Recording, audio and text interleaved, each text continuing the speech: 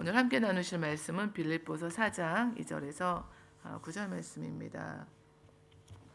내가 유오디아를 권하고 순두개를 권하노니 주 안에서 같은 마음을 품으라.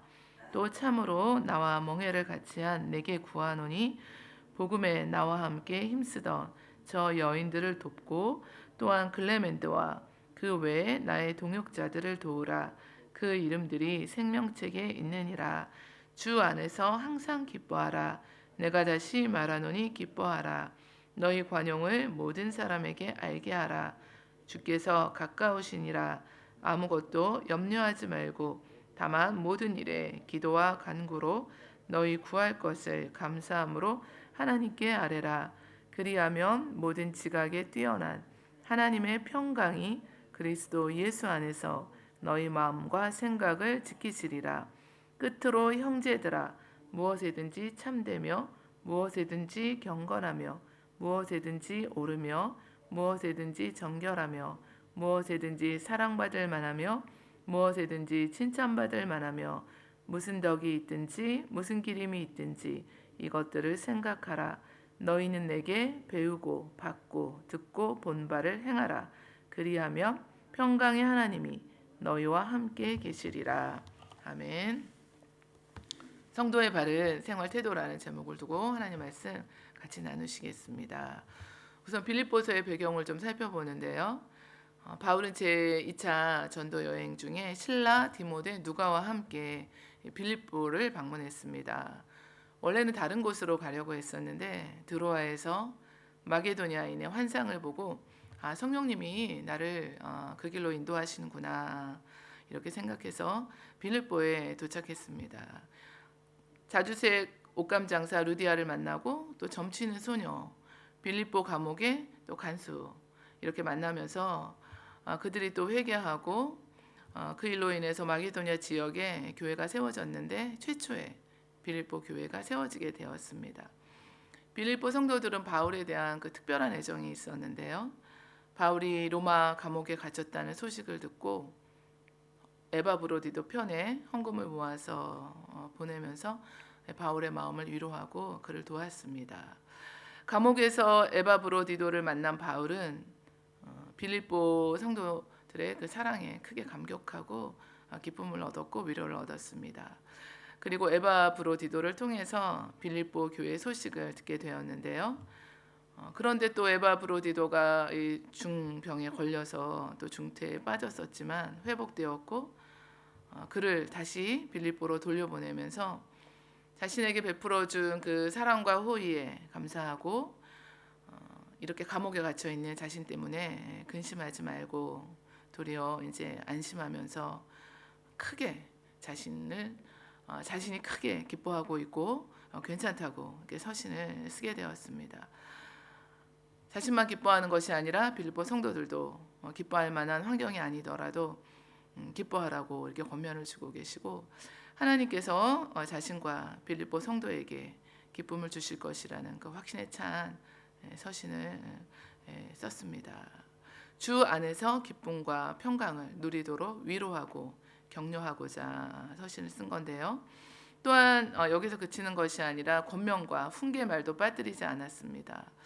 성도들로 하여금 예수 그리스도를 중심으로 하나 되어서 영적으로 늘 깨어서 그리스도인으로 올바른 삶을 살도록 권면했습니다.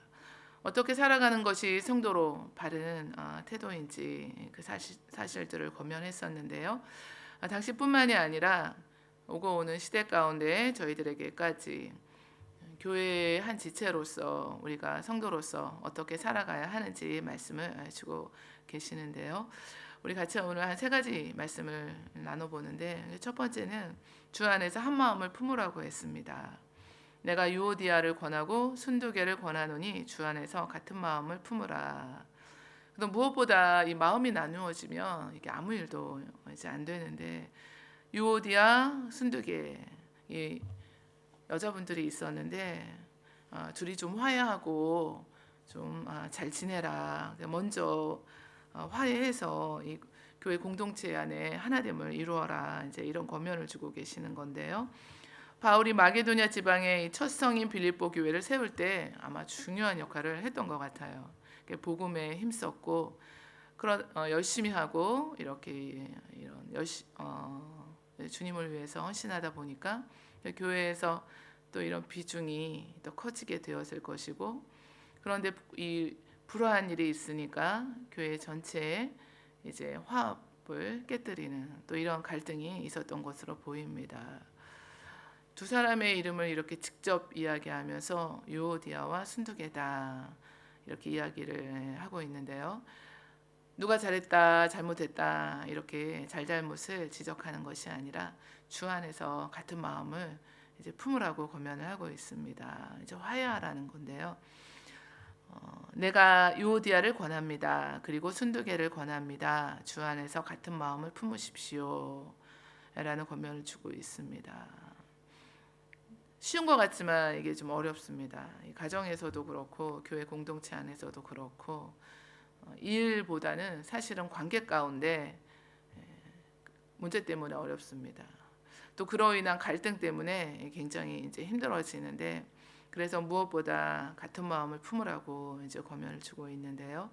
바울은 빌립보 교회를 향해서 그리스도 안에 무슨 권면이나 사랑의 무슨 위로나 성령의 무슨 교제나 긍휼이나 자비가 있거든 마음을 같이 하고 같은 사랑을 가지고 뜻을 합하여 한 마음을 품고 아무 일에든지 다툼이나 허영으로 하지 말고 오직 겸손한 마음으로 각각 자기보다 남을 낮게 여기고 각각 자기 일을 돌아볼 뿐더러 또한 각각 다른 사람들의 일을 돌아보아 나의 기쁨을 충만하게 하라고 했습니다.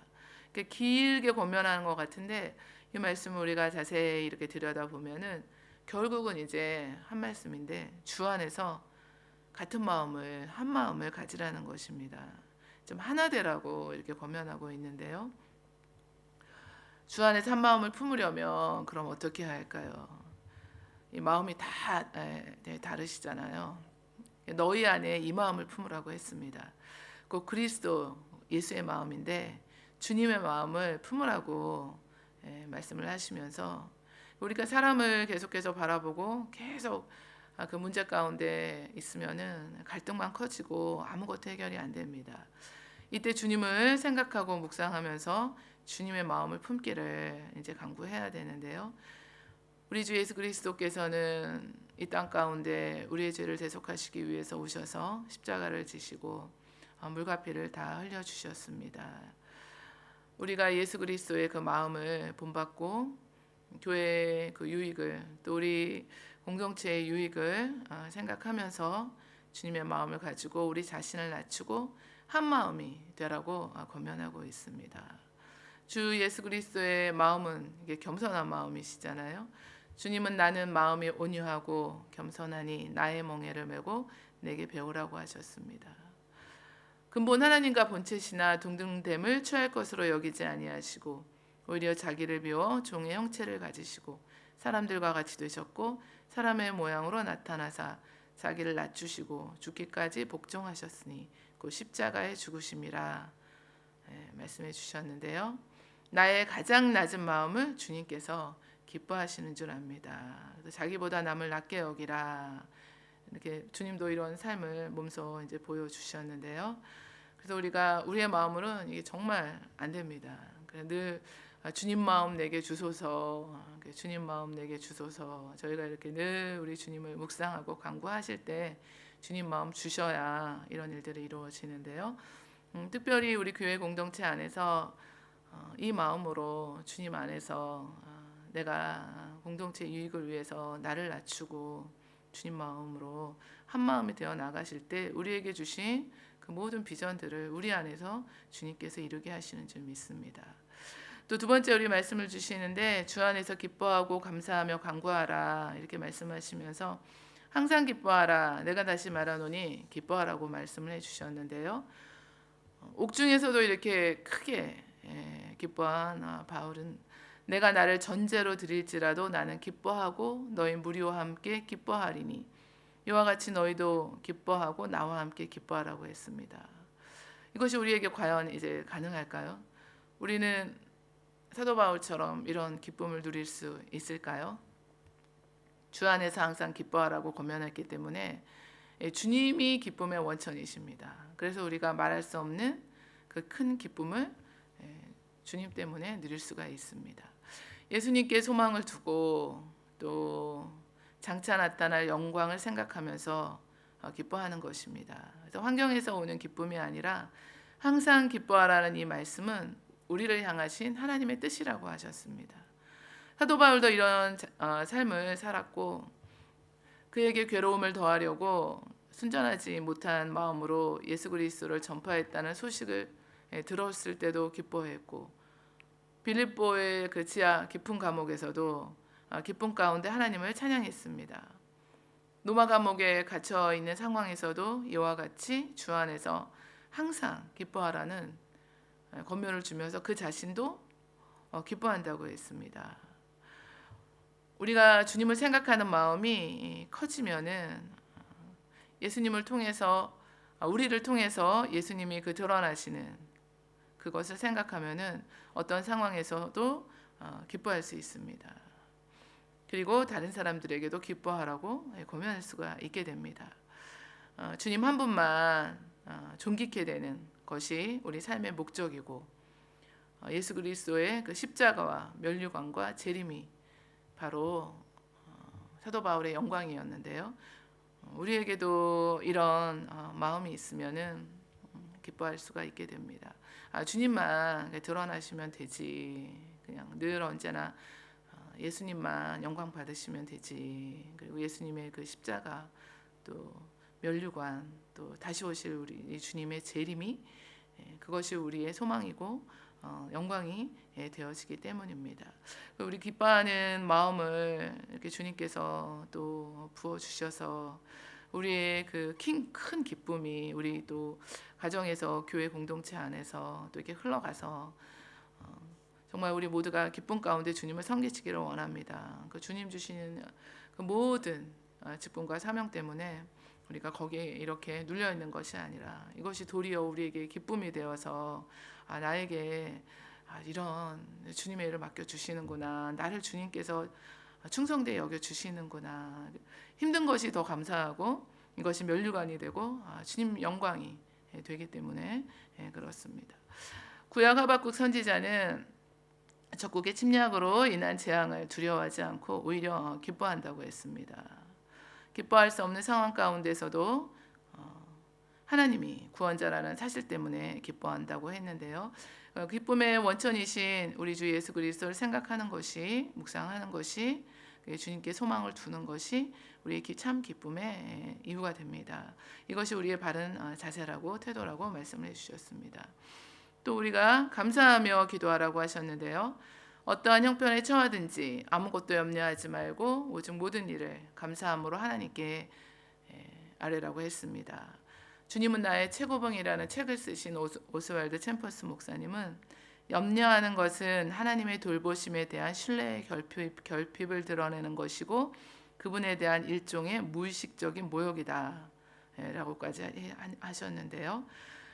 우리가 할 수 없는 일들로 인해서 근심에 빠지지 말고 내일의 짐을 미리 당겨서 이고지고 하면서 우리 마음을 괴롭히지 말고 염려 대신에 하나님께 기도와 간구로 나아가는 것이 성도의 바른 태도라고 말씀합니다. 하나님이 계시다는 것과 우리에게 있는 그 어떤 문제보다 크신 분이라는 것과 모든 것을 하실 수 있는 능력의 주님이시라는 그 사실 때문에 또 그리고 우리를 사랑하시고 자기를 찾는 자들에게 반드시 상 주시는 이심을 믿으면서 염려할 것이 아니라 오히려 하나님께 나아가 기도하라고 권면해 주고 있습니다. 고아의 아버지 조지 뮬러 목사님은 평생 5만 번의 기도 응답을 받았는데요. 당장 아침에 고아들을 먹일 음식이 없어도 염려하거나 근심하지 않고 오직 하나님께 기도하고 응답을 받는 일을 수없이 경험했습니다. 우리를 위해서 자신의 아들까지 아낌없이 주신 하나님께 감사함을 가지고 기도와 간구를 드리면 오직 하나님 한 분을 신뢰하고 또 우리가 하나님을 믿으며 주시는 분도 하나님이시고 또 취하시는 분도 하나님이시고 모든 것을 하나님께 맡기면서 하나님이 주시는 그 응답이 가장 좋은 것인 것을 믿고 어떤 것이든지 우리가 감사하며 기도할 수 있습니다.